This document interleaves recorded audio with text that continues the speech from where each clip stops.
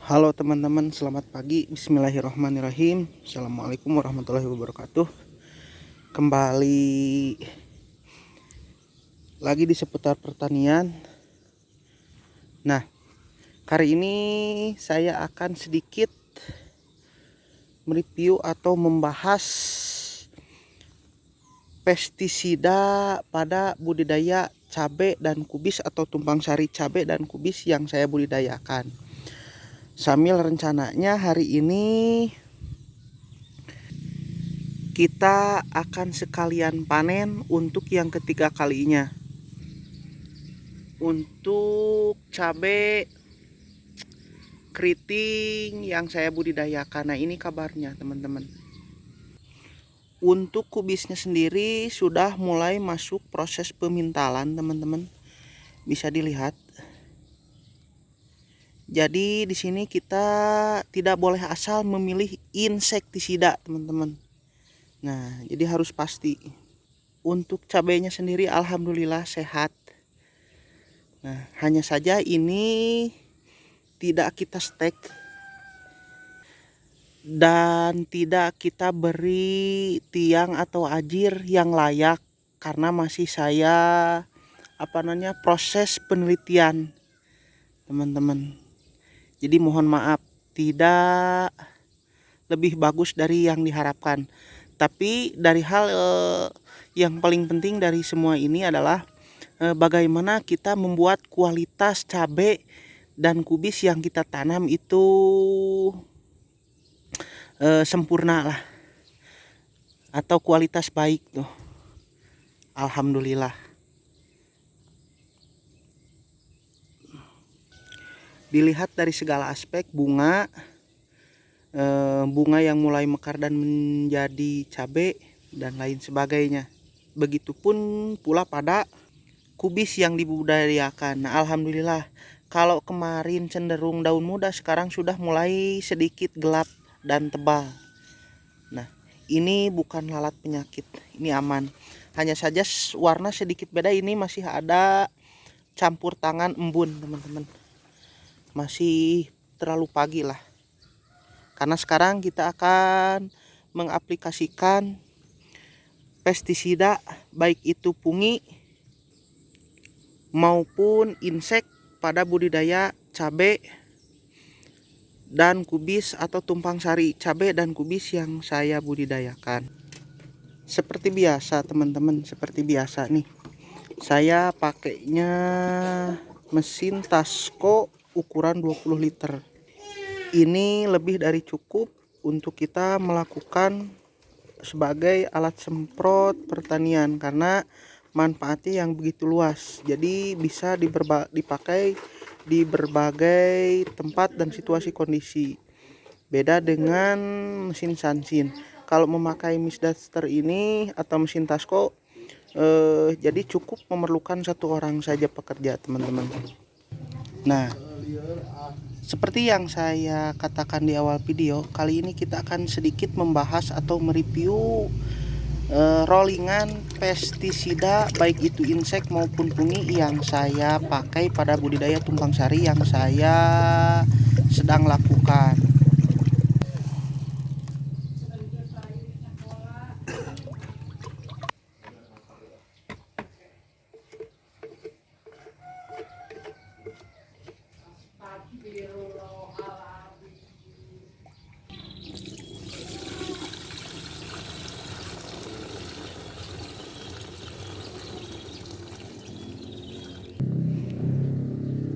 Nah, untuk kontaknya saya merolling dari kemarin memakai Mancozeb, lalu Chlorothanil, sekarang saya ubah ke Propineb teman-teman. Kenapa? Yang pertama saya butuh zinc untuk mengkilatkan atau memberi asupan pada sekitaran daun, jadi lebih tebal dan lebih hijau. Nah, merek dagangnya ini. Nah, tapi yang saya butuhkan adalah ini, bahan aktif Propineb teman-teman. Nah, kenapa sebagian lagi per pemikiran saya, kalau saya terus-terusan pakai mancozeb atau chlorothanil itu resikonya resistensi, jadi saya rolling. Ini sekali-sekali lah ke kelas atas teman-teman untuknya. Nah, sifatnya WP tentu saja teman-teman. Nah, hal yang paling tidak disadari dari kita adalah ini teman-teman. Nah, menurut para atau informasi yang saya dapat, semakin banyak tanda plus seperti ini itu akan semakin baik. Selain dari cuaca yang beralih dari musim penghujan ke musim kemarau.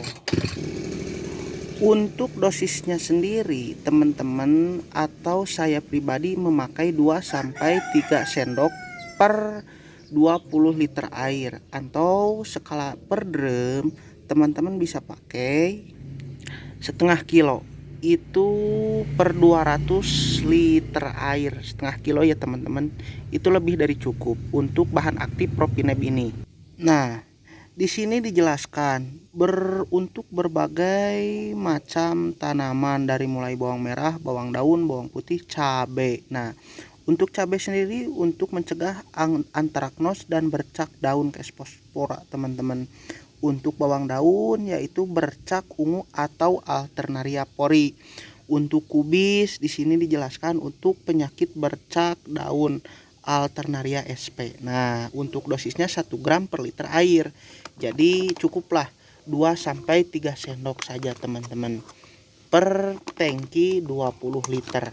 Nah, itu untuk fungisida kontaknya. Sekarang kita beralih ke fungisida sistemik, karena saya selalu menekankan untuk setiap mengaplikasikan pestisida kita wajib memakai kontak dan sistemik, dalam artian pencegahan dari luar dan pencegahan dari dalam, pengobatan dari luar dan pengobatan dari dalam. Bedanya kontak dan sistemik nanti kita buat videonya teman-teman. Nah, kalau di sini bersifat protektif berarti kontak teman-teman. Nah, kalau di sini bersifat preventif, kuratif dan eradikatif berarti sistemik. Tapi di sini diawalkan sistemik dan di sini kontak teman-teman. Cuman perbedaan protektif, preventif dan kuratif itu tergantung bahan aktif yang dibawa. Semisal di sini untuk insektisida sistemik yang saya pakai, di sini saya memakai bahan aktif trifloxystrobin dan tebuconazole. Bisa jadi di sini trifloxystrobin yang kontak atau tebuconazole yang sistemik, atau sebaliknya teman-teman. Nah, ini saya membutuhkan ininya nih, trifloxystrobinnya untuk bercak kering atau antraknos. Biasanya dimulai dari kering daun bawah teman-teman. Sifatnya sistemik, sudah 2 bahan aktif pula. Nah, untuk dosisnya teman-teman cukup memakai 1 sendok makan per 20 liter air, atau 50 gram satu bungkus kemasan ini. Nah, satu kemasan ini untuk 200 liter air. Nah, 200 liter air atau per drum teman-teman. Nah, selain itu yang saya suka, ini labelnya sudah hijau teman-teman. Hijau, baik bahan aktif propineb maupun trifloxystrobin dan tebuconazole ini sudah biru teman-teman. Jadi aman untuk kita sebagai penyemprot di lapangan lah, untuk lingkungan juga. Nah, ini kontaknya, ini sistemiknya. Tapi kalau propineb tadi WP, di sini sudah WG teman-teman, sudah WG tuh. Nah, jadi artinya ini granul. Nah, jadi kontaknya ada, sistemiknya ada teman-teman. Jadi pencegahan dari luar dan pencegahan dari dalam. Nah, untuk insektisidanya Ini saya pakai bahan aktif lambda sihalotrin yang saya mix dengan emamectin benzoat. Ini cangkangnya jika teman-teman penasaran, cangkangnya nih. Sekaligus kalau ingin melihat merek dagangnya. Kenapa saya pakai ini? Karena cenderung murah. Rata-rata harganya 70 sampai 80 ribu untuk kelas 250 gram. Nah, tentu saja untuk menangani ulat penelur teman-teman, atau larva penelur, atau liromija penelur teman-teman. Nah, dimix dengan lambda sihalotrin. Untuk dosisnya saya pakai 20 mili. Jadi 20 mili lambda, 10 mili lambda, 10 mili emamectin benzoat. Jadi totalnya 20 mili per 20 liter air. Jadi tetap patokannya dosisnya 1 mili per liter air, tidak mempengaruhi. Nah, sekarang pokoknya sudah yang wajib dari mulai fungisida maupun insek. Fungisida kontak dan fungisida sistemik, berikut insektisidanya sudah. Sekarang kita masuk ke pelengkap atau pupuknya teman-teman. Di sini kalau kemarin saya pakai kalsium untuk mencegah penularan bakteri dari berbagai alasan seperti angin, penyebaran dari tangan ke buah, dari hewan seperti lebah, lalat, kumbang dan lain sebagainya. Nah, sekarang saya pakai pupuk MKP teman-teman, seperti ini. Nah, dengan tujuan pertama untuk mempercepat pembungaan dan membobotkan, lalu mengkilatkan buah teman-teman, cabai yang saya tanam. Itu yang pertama. Yang kedua juga masih dalam pokok, yaitu untuk menebalkan dan sedikit menghijaukan daun kubis yang saya tanam. Nah, jadi jelas ya, ini hanya perkiraan saja karena saya tidak tahu pasti reaksi kimia setelah hanya saja sepengalaman saya cukup membantulah. Hasilnya bisa dilihat di awal video. Nah, jadi sebagai pupuk lah, sebagai pupuk. Dosisnya teman-teman bisa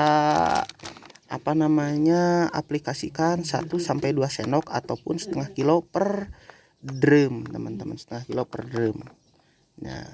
Nah inilah sudah nggak perlu dibahas, ini perekat biasa teman-teman, perekat. Jadi ini yang penting lah, yang penting.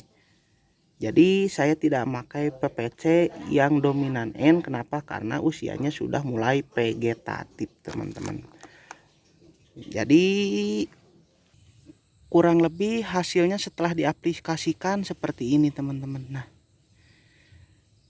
kurang lebih seperti inilah pada kubisnya juga. Ini pestisida nih, kurang lebih setelah diaplikasikannya pada cabenya juga. Oke, kurang lebih seperti itu dulu video saya pagi ini. Seperti biasa, sebelum video ini saya tutup, saya selalu berharap ada hal dan nilai positif dari setiap video yang saya upload. Saya mau lanjut bekerja dan beraktivitas. Sampai jumpa di lain video dan lain kesempatan.